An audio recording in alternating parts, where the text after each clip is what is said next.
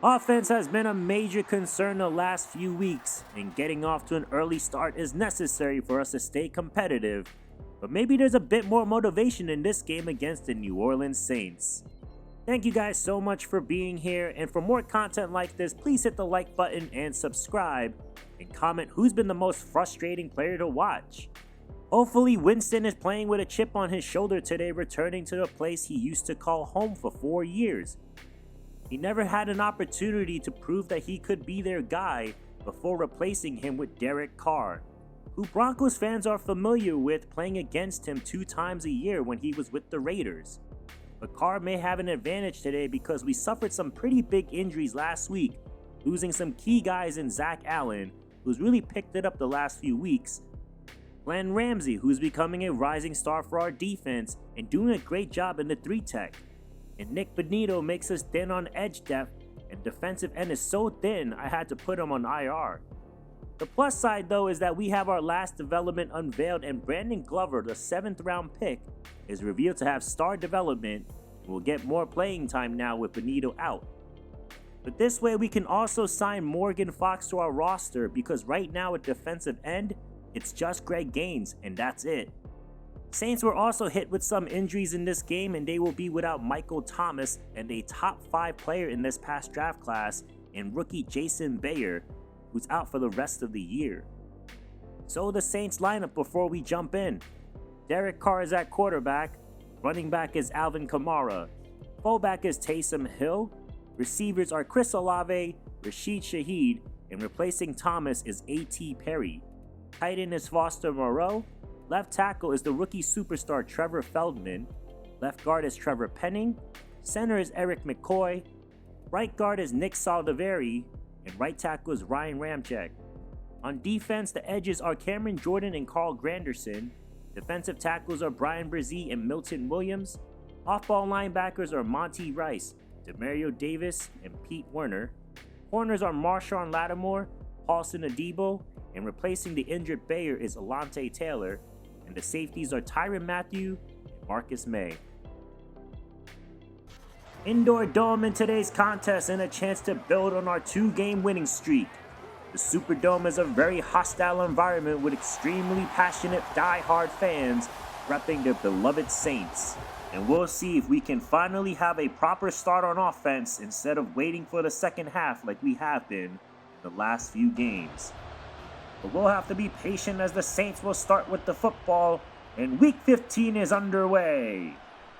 Saints will return, but a nice job there by the special teams, and will hold them to start at the 20-yard line. Derek Carr leading out this team and trying to prove to these loyal Saints fans why he's their franchise quarterback. They certainly paid him like one, but it simply hasn't panned out. And unfortunately for him, he'll be taking on one of the best defenses in the NFL today. They'll try to pass to open up this game, and that pass is disrupted by Barrington and falls for an early incompletion. Trying again, throwing this outside, and that's also incomplete. That time Levi Wallace with solid coverage there, and quickly sending them to the 3rd down. Trying to throw a 3rd time, and no luck there. Barrington opens up this game strong, and the defense will force an early 3-and-out. Saints boots this one away. It's a very high kick deep into Broncos territory. Fair caught, they'll start at the 35-yard line. Jameis Winston returning back to the Dome where he once called home. While being with the Saints, he never had a true opportunity to prove that he can be their starter. Today he gets to showcase why he should have been their guy, and make the Saints regret their decision-making process. As Winston throws, and that's caught for the 1st down. Kendrick Whitworth with a monster game last week against the Browns starts off with a big-time catch today. As Banks cuts back, he's got space to run and turn something out of nothing on that handoff.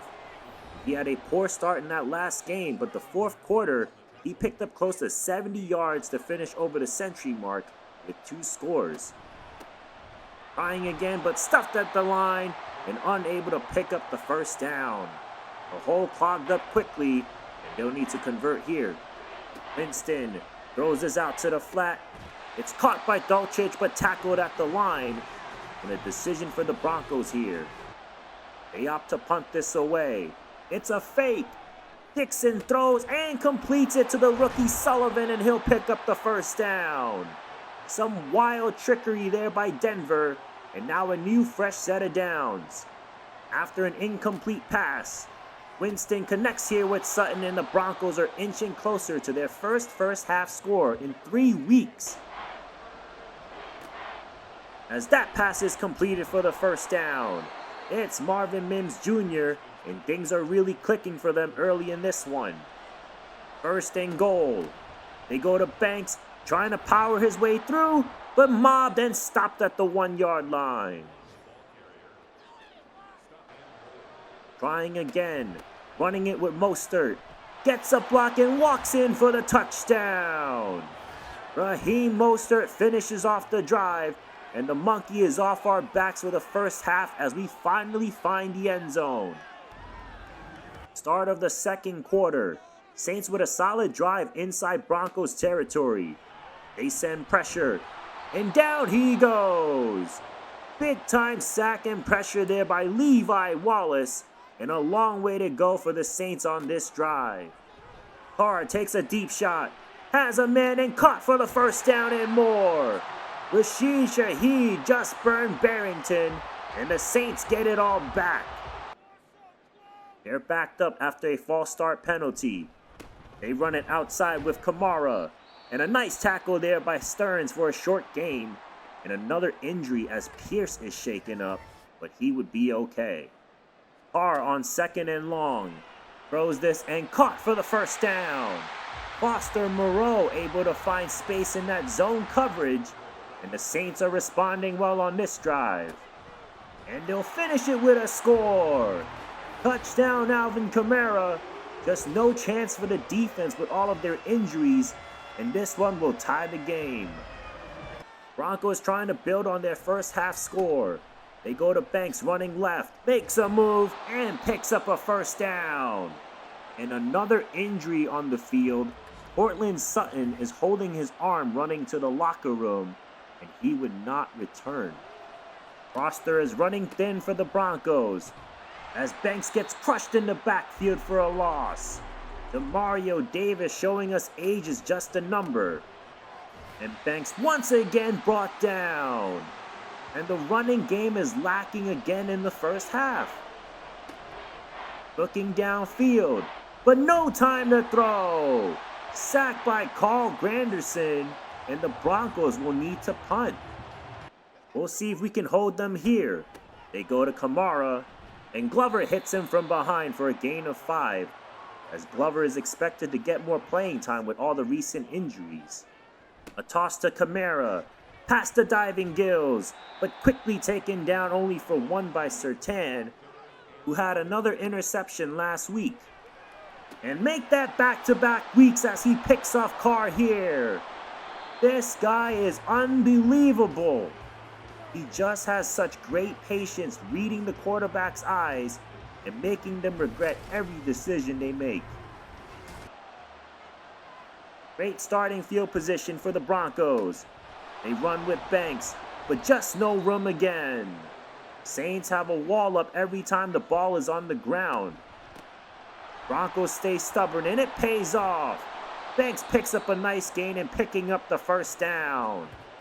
Winston in the gun, going with Banks, and somehow taken down. Looked like there was space, but Brian Brzee had other ideas.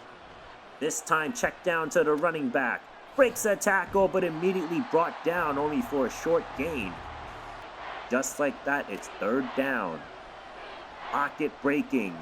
Winston throws, and it's out of bounds, and Denver will just settle for 3. Derek Carr back on the field after the turnover with 2 minutes left. He throws left, and that's broken up. Surtain once again in that play, and a chance for the Broncos to get the ball back pending on this play. He throws over the middle and connects. Surtain beat that time by Rashid Shaheed with another big catch in this game. Carr looking for more. Throws left and connects. First down and more, taking them inside the red zone. Devin Bush unable to keep up that time. After a penalty, Carr will throw. Checking down to Kamara, and a hit immediately, and Kamara is shaken up, but would return. Carr on second down. Throws towards the end zone. Caught for the touchdown. Chris Olave with a big-time catch to pull the Saints up before the half. Olave with a quiet first half, and all of a sudden we can be reminded how quickly he can change the trajectory of a game. Broncos have under a minute. This kickoff is returned. And a strong return here for the rookie Sullivan and good field position. Winston with 3 timeouts. We'll see if he can make something happen here. First pass is a bullet and caught by Tim Patrick for the first down. Denver uses their first timeout. And in one play, they're already placed in midfield. Winston taking a shot downfield. Has a man and caught for the touchdown. Lester Banks burns the Saints on a 50-yard bomb to end the first half. And Winston's first touchdown pass against his former team. Incredible game, and the offense has been alive today. What an exciting way for us to go into the locker room. Some things to clean up. We can be excited, but the job is not finished. Halftime report. Major game for us to keep an eye on, which is the Chiefs currently leading the Chargers for the race to first place. Vikings hosting the Cardinals, and they are up 2 scores as Gardner Minshew has 3 touchdowns before the half already. Commanders and Steelers face off and are currently in a stalemate tied at 7 before the half. For this game, it's been so much fun to watch and enjoy, and maybe this is the start of our offense finally being a spark plug to our team. But we'll need to jump to the second half to finish this off. Broncos will start on offense. Give us to Banks on the ground to try to get him going, but no shot there. Loss on the play, and the Saints have been aggressive to contain the run game so far. Denver backed up after a false start penalty. They go back on the ground, finds a bit of wiggle room, but not much there once again. And now they try to do this on 3rd and long. Winston throws this out left and connects. It's Marvin Mims Jr. with speed, taking this all the way down inside the 30-yard line. 1st and 10. Mostert with the carry, tries to spin out of it, but will be tackled down for no gain. Unable to build on that 1 touchdown he had earlier. Winston now going to the end zone, and that's out of the reach of the rookie Whitworth. And I'm sure he'll want that back because he was wide open. Now a 3rd down. Winston feeling pressure, trying to avoid it, but down he goes. Milton Williams takes him down, and the Broncos will only add 3 more to their lead. Saints trailing here and have moved past midfield. Amara running up the middle, breaks a tackle, and taken down to continue his high productive day. He's just been so reliable for them every time he gets the touch. And this time he's running up the gut and punching us right in the mouth. Massive gain for the Saints there, and it's a new fresh set of downs. Carr throws underneath. Burgess can't bring him down and picks up a few more yards before being brought down. High effort play there by Foster Moreau. Going back to Kamara, and again picking up the first down. As Trevor Penning was shaken up, and he'll set out a few plays. On 1st down, Carr to the end zone, touchdown! Foster Moreau gets rewarded for his high effort earlier, and now pulls the Saints back up to the lead. Jumping to the 4th quarter now after this crazy back and forth game. Going with Banks on the ground. He'll find some room for a nice run, but still hasn't gotten to a smooth rhythm in this one yet. The ground game just hasn't worked. Winston now throws over the middle and connects with Mims again for a big gain. Mims adding on to his big catch earlier, and now a new fresh set of downs. And Banks gets it on the draw, and nowhere to go again. Offensive line has been disappointing. They just haven't opened up any lanes today against one of the worst rushing defenses. As Winston now has time, taking a shot downfield, and caught. Touchdown! Kendrick Bourne. What a throw by Winston to connect on the deep ball. And now the Broncos retake the lead. And Denver will be opting for 2 to make it a touchdown game. Going with Banks. Tackled and short of the marker. And this will remain a 5-point game as Banks unable to punch this one in. Saints now need to come up with some points with a little over 5 minutes left to play. As that pass is caught on the outside by Olave, who outside of his touchdown has been held in check to only 2 catches today. As Shaheed unable to secure that catch, luckily that drops safely. Needing 4 yards. Carr throws and caught on the outside by Olave and taking this inside the red zone. Carr now going empty on first down. Throws underneath, but miscommunication there between him and A.T. Perry on that route. Carr throwing again, and that's broken up. Devin Bush making sure Moreau can't hurt us anymore on this drive. As Carr gets sandwiched here for the sack. Mike Dana and Brandon Glover meets at the middle, and the Saints will settle for a field goal. And this will cut the lead down to 2. 2 minutes left to play. All they need is a first down. Running it right with Banks. And Demario Davis knocks him backwards. Would the Broncos consider throwing for the first down? They stay true. And once again brought down quickly. The punt team is out after the timeout. Dixon to boot this away. It's a high one in the air. They're caught, and the Saints will try to mount a comeback starting at the 29-yard line. Carr needing to convert here on third down. Rolling out, throws, and connects again with Shaheed to move the sticks. And they hurry it up. Carr rolling out again. Throws, and that almost ended it, but Barrington couldn't hold on. On second down, pressure coming, Carr feels it, and down he goes. Nate Gills with another weekly sack, and a big hill to climb for the Saints. As Carr feels pressure again, and he'll just toss this out of bounds, and it's 4th and forever. Saints pick up the blitz. Carr throws over the middle, and connects again. Foster Moreau with another big catch and new life for the Saints, who will now try to win this game without Ryan Ramczyk. As Carr has all day to throw. Going towards the sidelines and caught. Big time connection there with Racey McMath.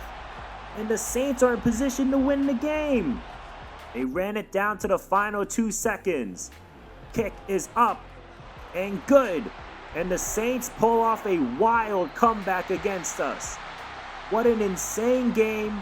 And somehow it felt like we gave ourselves every opportunity to win this one. And it just didn't happen in the final 2 seconds. That 2-point attempt that we failed to convert proved to be costly, as it resulted us in losing by 1 point in this one. Overall, the plus side is our offense was a bit more exciting to watch, but still lots of holes since the offensive line just didn't give us anything to work with, especially when we wanted to run the ball more. And defensively, I am shocked because we had them where we wanted them at 4th and 19. But somehow Carr finds Moreau for the first down. Directly after that, a big time catch was made by Racey McMath out of all the weapons that they have. Credit to the Saints. They found some way to make it happen and made the right plays at the right time, and we just came up short. And the somewhat bright side to all of this is that we're still in the 6th seed after the loss. The bad side is we lost more players due to injury in Lloyd Cushenberry and Cortland Sutton. So more obstacles to climb there. Tough loss, but we still have some draft conversations, as this episode will focus on offensive linemen. So because there's so many of them to talk about, I'll just go through the ones that I liked, and you can let me know based off the top linemen on the list if there's anyone that interests you to check out. So left tackle, I have 4 guys that I want to talk through, and I'll start with Dylan Childress, who's 6'4", 309 pounds at 22 years old. He's projected to be the number 1 pick based on mock drafts. He's undersized, but he makes up for it in his athleticism that could be off the charts. And having A's for both passing and run finesse makes him a good player to start, but to me he's more of a guard than a tackle. Steve Dwyer is next at 6'4", 320 pounds, also 22 years old. He's an above average athlete with good size and could be versatile in his skill set, but also a raw prospect that needs to grow altogether. Danny Taylor might be the favorite out of the bunch for me in this class. He's a massive 6'7", 340 pounds at 22 years old. He's a very good athlete, especially at his size, and does just about anything with some high letter grades, so he could be an option if we go the offensive line route. The last left tackle I have is Brian Hill. He's 6'6", 336 pounds at just 21 years old. He's my number 2 offensive lineman in this class. He's an okay athlete, but he's a mauler in the trenches and can definitely play both guard and tackle at the next level. Although some concerns may be that he's one-dimensional as a blocker, but plenty of potential going forward. At left guard, it's a pretty thin class, but some good ones to talk about even though there's only 4 projected draftable players. First one is Jay Turner, who's a huge 6'5" and almost 340 pounds at 21 years old. He's an okay athlete, but with his size you can live with it. I do wish his awareness was an A to make him a top player in this class for me, but he's just a power lineman and properly projected in the 2nd or 3rd round. Nick McMullen is up next at 6'4", 320 pounds, and a former teammate of Carlos Williams who also played at USC. He's a very good athlete for his size, and he's tough to judge because he's a C in run blocking, but everywhere else has potential to be very good. The last guy is Brian Shaw, 6'4", 316 pounds at 21 years old. With his size, I can play him at both guard and center. Definitely wish he was a better athlete, but still a very good one for a 3rd or 4th round grade. And his player skill sets also makes things interesting, but you love to see A for passing finesse and potential A's in all other areas as well. There are some good centers in this class, but at the same time, not any that are eye-popping or ones that make you run up to the podium. First one is John Linder at 6'4", 316 pounds, same size as Bryce Shaw. But he's a better athlete and could be an exciting player to watch, but he'll need to grow when he faces speed rushers, and injuries may be a concern. But 1st or 2nd round may be a bit rich for me. Dylan Valentine has good size at 21 years old. It might be the best one out of the center class. He's very strong with good feet, just isn't that fast, which might not be an issue, but you still want more with Valentine because he lives in the B's and C's with his player skills. Patrick Chatham is taller at 6'5", 316 pounds, also 21 years old. He's an okay athlete, but 1st round grade, you want more. He's a very raw player, and it'll take some time before he can hang with the league. Right guard doesn't have much to choose from, and I'll just talk about one of them that I really like quickly.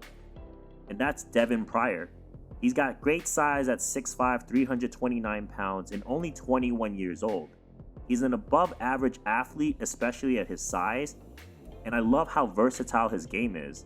He could be a steal in the late rounds, and I'm excited to see what he looks like during the combine season. Last group is the right tackles, and it's not great. I'd say this is the weakest out of the bunch, but I'll talk about 2 guys that could be interesting. First is Daniel Ferguson, who's 21 years old with good size at 6'4", 320 pounds, and that's kind of the range of the majority of this draft class. He's a very strong athlete, but not explosive, but strong, and he's another player that you wish you got more out of, and maybe he'll grow more as he develops. Last guy is Mike Stockton, and he's stocky, for sure, at 338 pounds. He's a solid athlete and also very strong, but another one of these guys that's very one-dimensional. And that's kind of what I've evaluated with this class. There's a lot of power guys that you want more out of. So that's the offensive line class, and of course, please comment if there's any of these guys that pique your interest. But on to week 16 we go. And it's a big game against the Chiefs, and we haven't seen them since week 6 where we had an exhilarating overtime win against them. And I'm sure Mahomes is ready to wreak some havoc on us in the next one. And no more room for error like this one we just had, because we just have 3 more games remaining, but we can only focus on Kansas City for now. And another breakout challenge next episode. Exciting stuff to watch, and thank you guys so much again for watching here. For more content like this, please hit the like button and subscribe, and comment on your thoughts on the game and this offensive line class, or any of the draft prospects you've seen so far. I'll see you in the next one. I'm Monkey C, and I'm out.